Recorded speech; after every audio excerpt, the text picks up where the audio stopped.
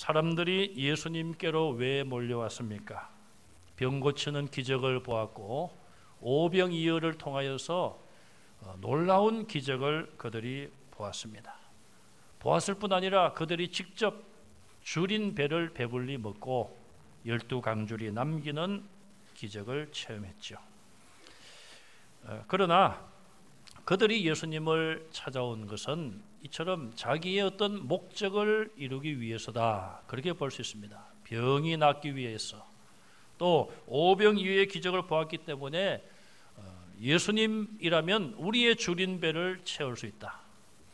예수님은 사람들의 마음을 아시기 때문에 그들이 예수님을 찾는 이유와 목적을 지적하셨습니다.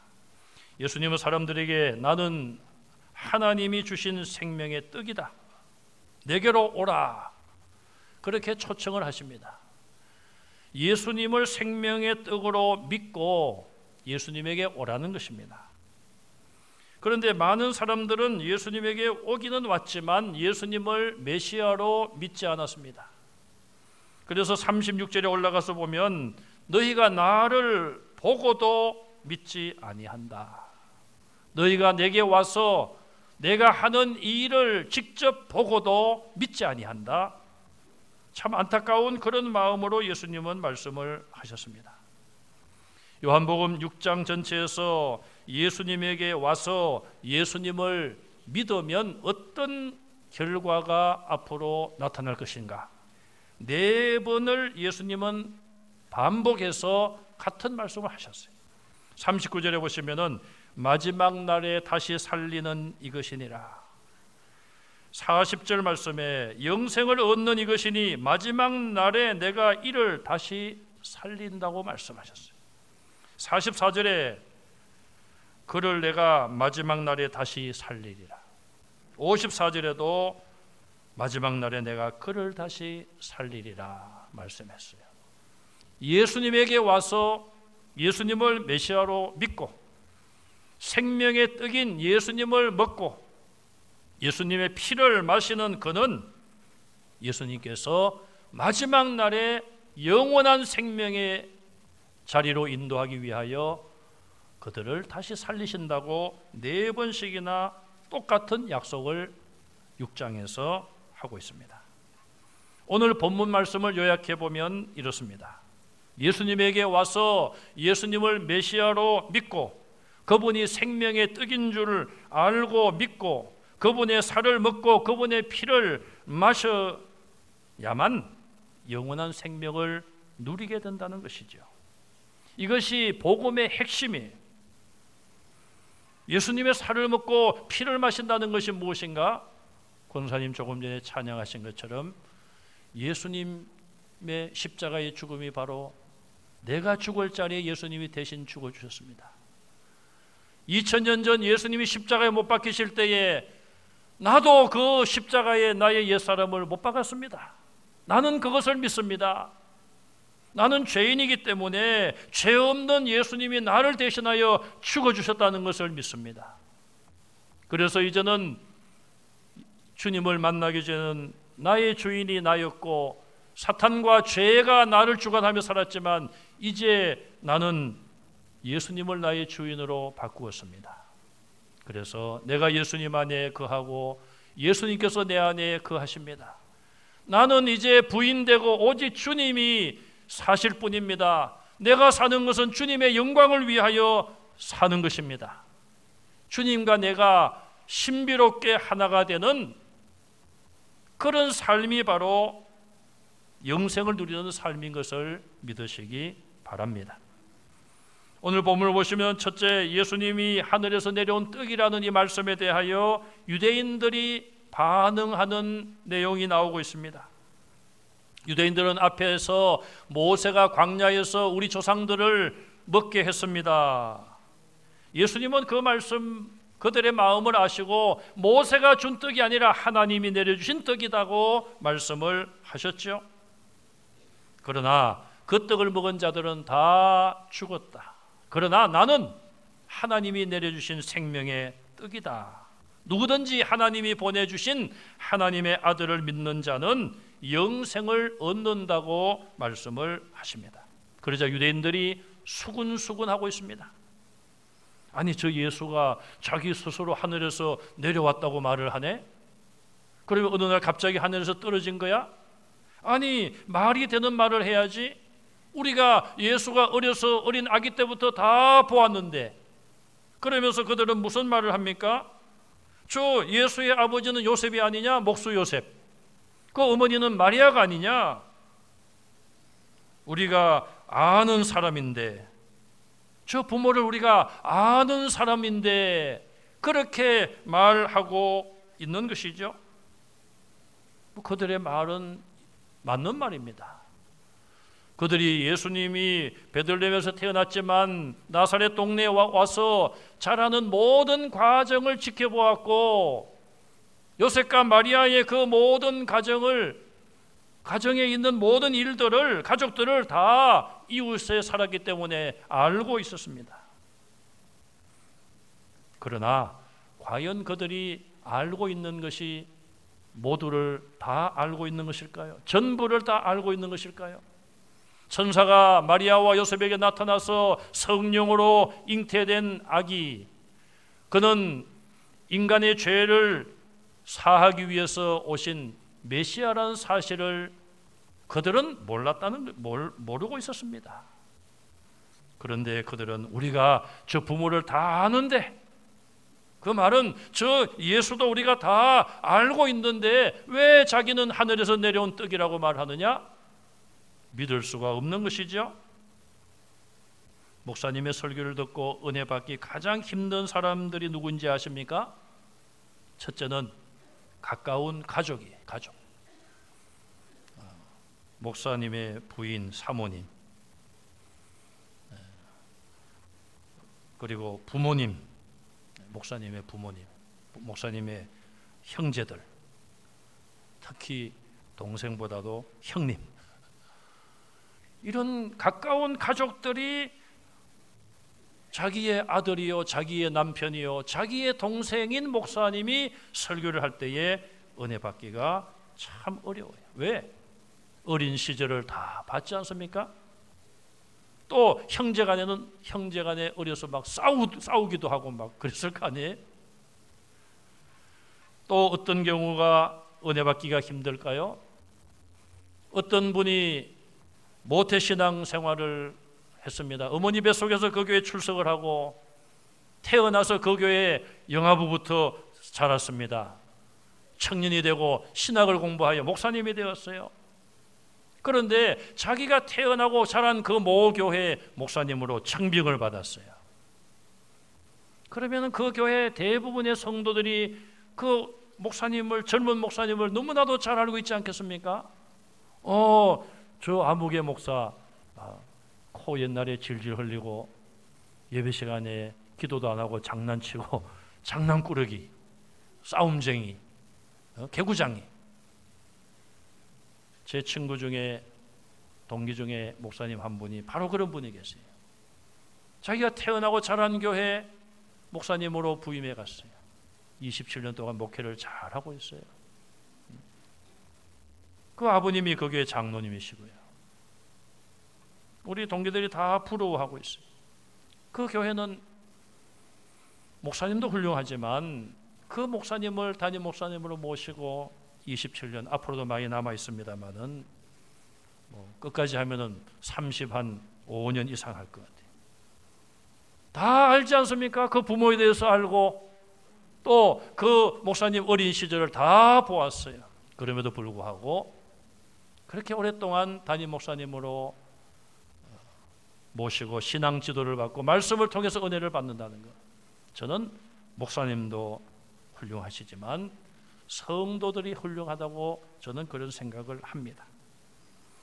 기독교 2000년 역사 가운데 예수님을 메시아로 믿기 가장 어려웠던 사람들이 누구일까요? 저는 개인적으로 예수님의 동생들이라고 생각을 해요.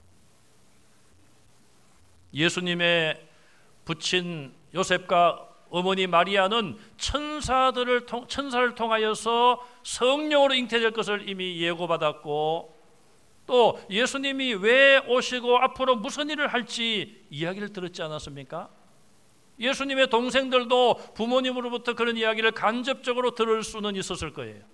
그러나 예수님의 동생들이 예수님이 공생의 3년 동안 그렇게 말씀을 가르치시고 기적을 행하셨는데 이들이 처음부터 자기 형을 메시아로 믿을 수가 없었던 것이죠.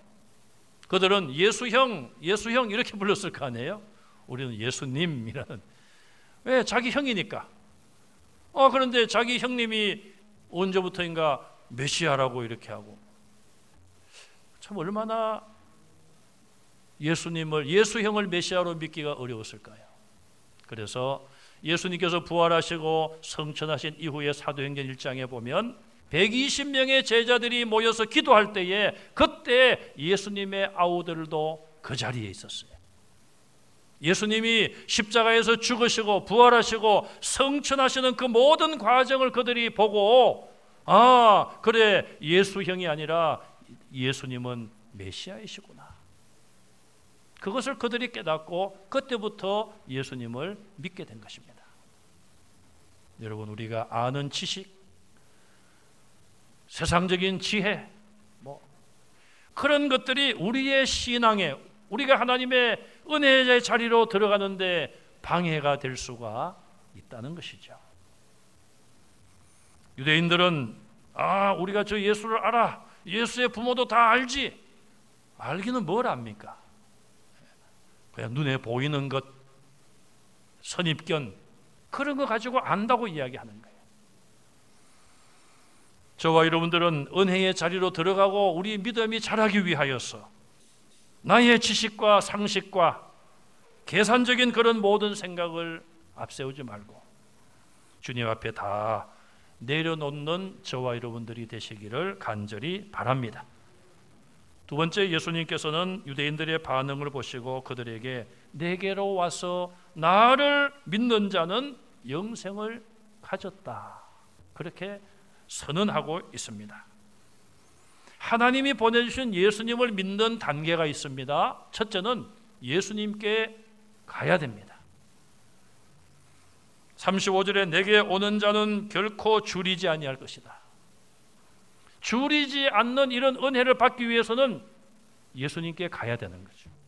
37절에 내게 올 것이요 내게 오는 자는 내가 결코 내어 쫓지 아니한다. 예수님께 손들고 오는 자를 예수님은 맞아주시고 사랑을 베푸시고 은혜를 주시는데 결코 내어 쫓지 않는데, 이런 은혜를 얻기 위해서 예수님께 가야 되는 것이죠. 44절에 내게 올 수 없다. 오는 그를 내가 다시 살리리라. 아버지가 내게 보내주셔야지만 내게 오는데 내게 오는 자는 내가 마지막 날에 다시 살린다. 영생의 부활을 약속하고 있습니다. 45절에도 아버지께 듣고 배운 사람마다 내게로 오느니라 그랬어요. 수고하고 무거운 짐진 자들아 다 내게로 오라. 내가 너희를 쉬게 하리라. 예수님의 초청은 오늘도 모든 사람들을 향하여 열려 있습니다. 우리가 예수님께 오는 것은 오늘 예수님 말씀대로 보면 나의 결정이 아니에요. 37절에 아버지께서 예수님에게 주시는 자라야 하나님의 구원 속에, 구원의 계획 속에 들어있는 자라야지만 예수님께 올 수 있습니다. 44절에도 아버지께서 이끌어야지만 예수님에게 올 수 있습니다. 무엇으로 이끄십니까? 성령으로 이끄십니다. 말씀으로 이끄시고 사람을 통해서 이끄시고 환경을 통해서 이끌어 주십니다. 사건과 그런 크고 작은 일들을 통해서도 하나님은 우리를 이끌어 가십니다. 저희 가정은 예수님을 안 믿는 가정이었어요. 저희 큰 고모님이 초등학교 1학년 그때는 소학교라고 그랬습니까? 1학년, 2학년 다닐 때에 교회를 다니고 새벽 기도를 했대요. 새벽 기도를. 그런데 그 집 옆에 보면은 길이 큰 길이 있고 그 옆에 무덤이 이렇게 한 두 개인가 있어요. 무덤이. 그럼 저도 이제 거기서 어릴 때 가서 이렇게 놀고 했는데 뭐 길 옆에 있으니까 뭐 크게 무서운 건 아니지만 그래도 무덤은 무덤 아닙니까? 그 초등학교 1학년, 2학년 때 저희 고모가 그 무덤에 가서 새벽 기도를 했다는 거예요. 깜짝 놀랐어요. 그러다가 나중에 이제 뭐 신앙의 길을 떠났다가 다시 수년 전에 돌아와서 신앙생활을 하고 계십니다. 그렇게 신앙생활 한 거 외에는 저희 아버님 7남매가 다 예수님을 안 믿었어요. 그러다가 저희 아버님이 질병으로 고생을 하시다가 전도를 받았습니다. 주인집 아주머니가 저희 어머니에게 집에 양반 병 나으려면 예수 믿어라. 그 질병을 통해서 하나님이 저희 가정을 부르셨어요. 이처럼 여러분 우리 모두가 다 하나님의 부름을 받은 계기가 다 있습니다. 동기가 다 있어요. 하나님께서 어쨌든 어떤 방법을 통해서든지 간에 우리를 이끌어 주셨기 때문에 오늘 우리가 예수님을 믿고 구원의 자리에 임한 것을 믿으시기 바랍니다. 왜 믿음의 자리를 떠나는 것입니까? 사람들이 내가 선택했기 때문에, 내가 여기가 진리인 줄 알고 와서 보았더니 내가 목사는 그래도 진리요 올바른 길로 가는 사람인 줄 믿고 따라왔더니 아니네. 예수님을 믿는 것이 아니라 사람을 보고 내가 선택했다는 생각을 가지기 때문에 믿음의 길을 떠나는 거예요. 내가 선택한 것이 아니라 하나님이 나를 선택하시고 하나님이 저와 여러분들을 예수 그리스도께로 인도하신 것을 믿으시기 바랍니다. 45절에 보면은 예수님께 오는 자들은 아버지께서 가르치는 가르침을 받아야 되는 것입니다. 하나님 아버지는 오늘도 성령을 통하여 우리에게 말씀으로 역사하시고 말씀으로 깨닫게 하십니다. 또 우리의 죄를 기억나게 하고 회개케 하십니다. 또 우리에게 믿음을 주십니다. 이런 하나님의 역사에 우리는 순종해야 되는 것이죠. 겸손하게 성령의 역사를 받아들이고 모르는 것을 깨우쳐 주실 때는 내가 깨닫고 제가 지금까지는 몰랐습니다. 이제는 알았으니까 제가 이렇게 살겠습니다. 그렇게 배워가는 것이 예수님에게 온 사람이 해야 될 일입니다. 나는 다 아는데, 나는 성경을 100번을 읽었는데, 나는 신학 박사인데, 그런 것이 중요한 것이 아니라 하나님 아버지께서 가르쳐 주실 때 그것을 잘 배워야 하는 것입니다. 그리고 마지막 단계는 예수님을 믿는 거예요. 오늘 본문 앞뒤로 보시면 35절에 나를 믿는 자는, 36절에 너희는 나를 보고도 믿지 아니한다, 40절에 믿는 자마다, 47절에 믿는 자는 영생을 가졌나니, 64절에 너희 중에 믿지 아니하는 자들이 있다. 12 제자를 향하여서도 너희 중에 믿지 않는 자들이 있다. 제자들의 불신앙까지 책망을 하셨습니다. 요한복음은 믿음을 강조하고 있습니다. 하나님이 세상을 이처럼 사랑하사 독생자를 주셨으니 이는 저를 믿는 자마다 영생을 얻게 하려 하심이니라. 믿음에 대해서 예수님께서 강조하셨습니다. 예수님께 나온 자는 예수님이 나를 위하여 십자가에서 대신 죽은 것을 믿어야 됩니다. 그 믿음이 있어야지만 예수님 재림 때에 영생의 부활에 동참할 수 있습니다. 이처럼 구원을 받기 위해서 가장 중요한 요소는 믿음이지요. 예수님을 나의 구주로 믿는 것입니다. 베드로는 마태복음 16장 16절에 주는 그리스도시요 살아계신 하나님의 아들이십니다. 자기의 믿음을 고백했어요. 의심 많은 도마는 예수님의 부활을 믿지 않다가 부활한 주님을 만난 이후에야 나의 주님이시요 나의 하나님이십니다. 베드로보다 더 위대한 신앙 고백을 남겼습니다. 히브리서 11장 6절에 믿음이 없이는 하나님을 기쁘시게 할 수 없다고 말씀합니다.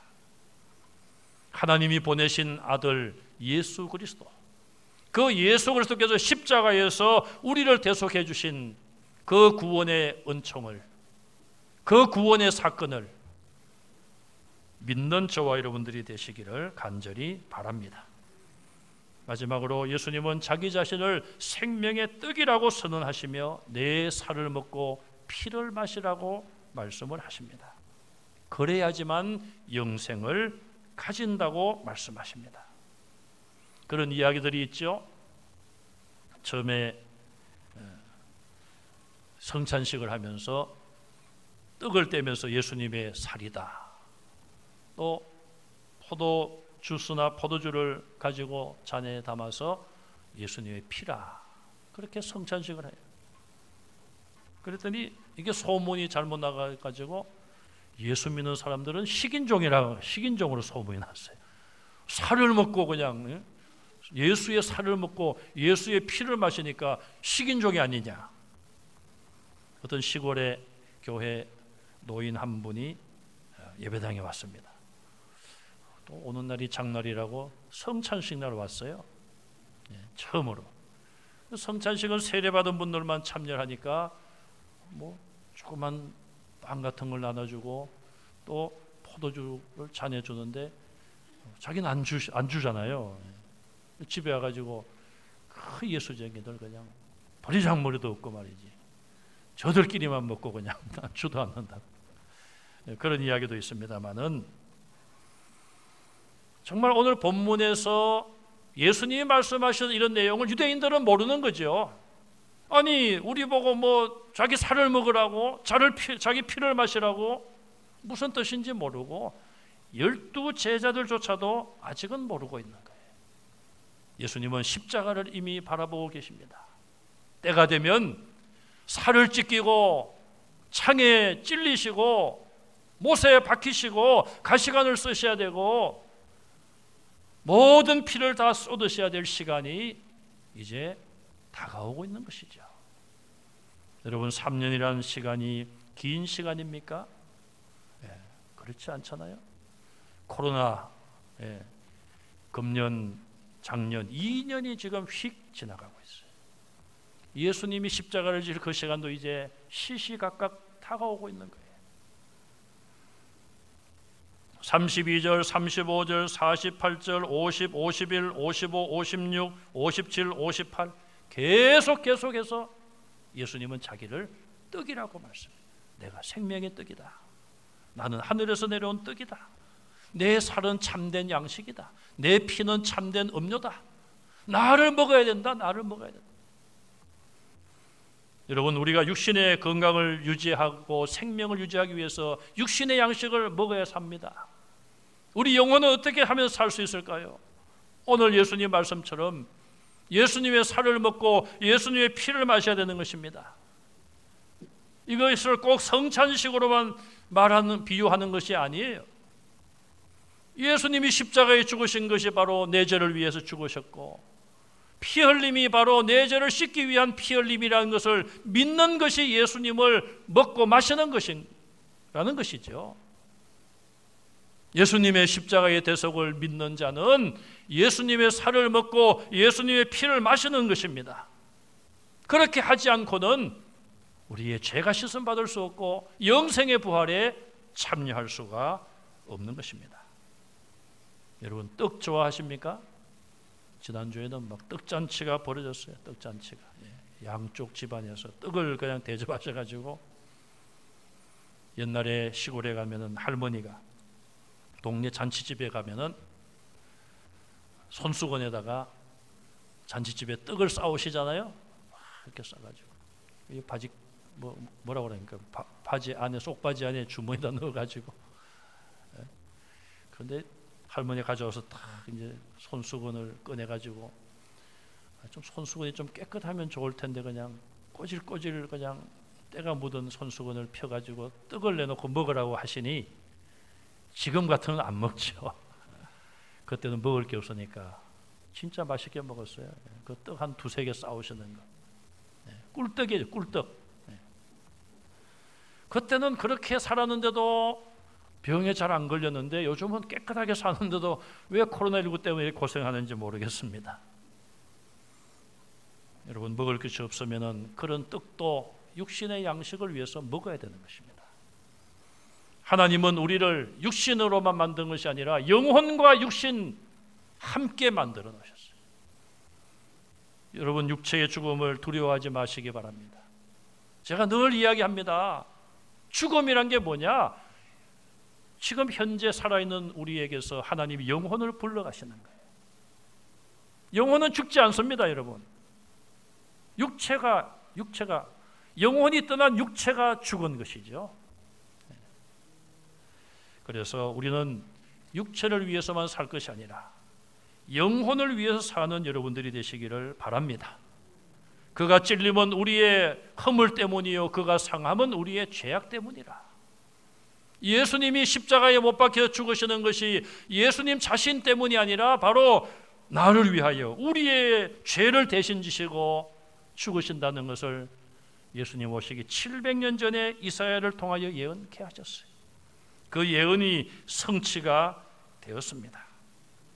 이제 우리는 생명의 떡으로 우리를 찾아오신 예수님을 갈급한 마음으로 먹어야 되는 것이죠. 먹는다는 의미는 필수적인 행위예요. 안 먹으면 죽으니까요. 반드시 먹어야 되는 거예요. 또 절실한 반응을 나타내야 되는 것입니다. 절실하게 갈급한 마음을 가지고 주님을 찾아야 돼요.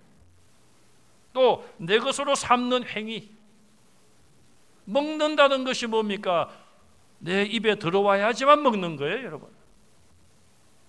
식당에 가면은 이렇게 반찬도 있고 그런데 먹는 것 중에 자기 몫으로 오는 게 있잖아요. 밥하고 국. 나머지 반찬은 같이 먹는 거예요. 그럼 여러분 어떤 걸 먼저 먹어야 됩니까? 나누어 먹는 걸 먹어야 돼요. 밥하고 국은 내 거니까 놔두고 나중에 먹어도 돼요. 아이 목사님 다른 사람을 대접하라고 하시더니만 웃으라고 한 말씀. 웃으라고. 내 것이 뭡니까? 내 것은 내가 먹는다는 것은 내 입에 들어가야지 내가 먹는 거예요. 또 이것은 개인적인 행동이에요. 대신 먹어줄 수가 없는 거예요. 물론 내가 스스로 못 먹어서 이렇게 팔을 다쳤다든지 대신 먹여는 줄 수 있지만, 그러나 내가 개인적으로 먹는 행동을 해야 되는 것입니다. 신앙은 철저하게 개인적이에요. 하나님과 예수님과 나와 1대1의 관계. 참된 양식 참떡으로 오신 예수님 더욱 사모하시고 그분의 살을 먹고 그분의 피를 먹어 이제는 내가 아니라 내 안에 예수님이 계셔서 나의 말과 나의 행동과 나의 생각과 나의 계획 속에 예수님만 나타나는 여러분들의 삶이 되시기를 주님의 이름으로 축원합니다.